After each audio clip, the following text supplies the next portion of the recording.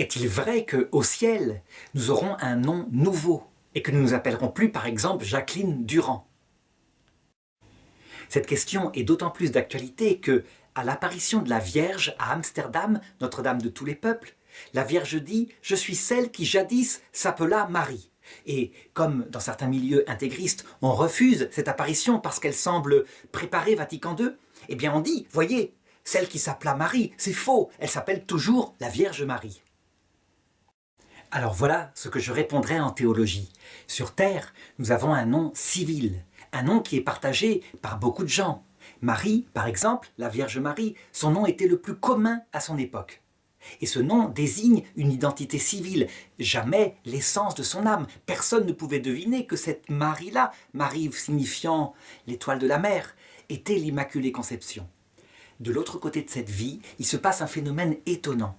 Nous voyons, à travers le corps glorieux de la personne que nous rencontrons, nous voyons son âme. Nous voyons ses pensées profondes, ce qu'elle s'est structurée tout au long de son pèlerinage jusqu'à voir Dieu face à face, ou, pour l'enfer, refuser de voir Dieu face à face, parce qu'elle choisit d'abord son orgueil. C'est donc un monde tout à fait nouveau. Ça veut dire que l'identité d'une personne est instantanément connue par l'essence même de ce qu'elle est, profondément.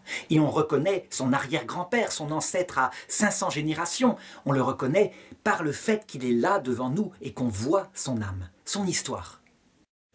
On comprend bien que de l'autre côté, le nom de Marie de Nazareth n'a plus de sens. De même pour Jacqueline Dupont, que les choses sont tout à fait différentes. Et voilà pourquoi Isaïe, au chapitre 62, verset 2, dit ceci. « Alors les nations verront ta justice. » Elles verront ta justice. Ça veut dire, ce que je disais, l'âme de la personne directement. Comment elle est devenue juste ou, en enfer, injuste. « Et tous les rois ta gloire. Et on t'appellera d'un nom nouveau qu'énoncera la bouche de Yahvé. » Ça veut dire que c'est le rapport avec Dieu dans l'éternité qui structurera au plus fort ce nom nouveau. Plus une personne sera humble, aimante, donnée à Dieu, plus son nom sera différent, ou plutôt ce nom sera merveilleux à prononcer.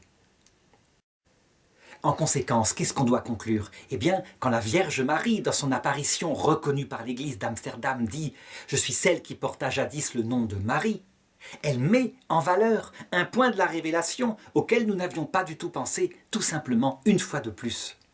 Donc on ne peut pas dire que les révélations privées ajoutent à la révélation unique, celle du Christ, présente dans l'Évangile, dans la tradition, mais elle la met en valeur.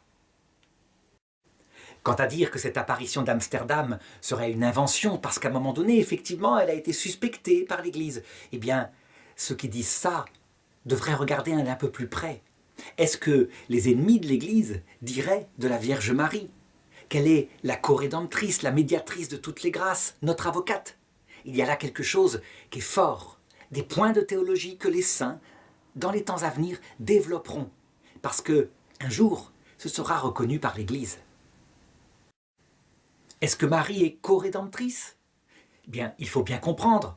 La foi catholique a toujours dit que la rédemption était une alliance. Et il faut bien être deux. Il faut le Christ, le seul Rédempteur. Mais il faut bien que quelqu'un ait répondu en notre nom, oui, au Christ, à la croix, pour fonder l'alliance nouvelle.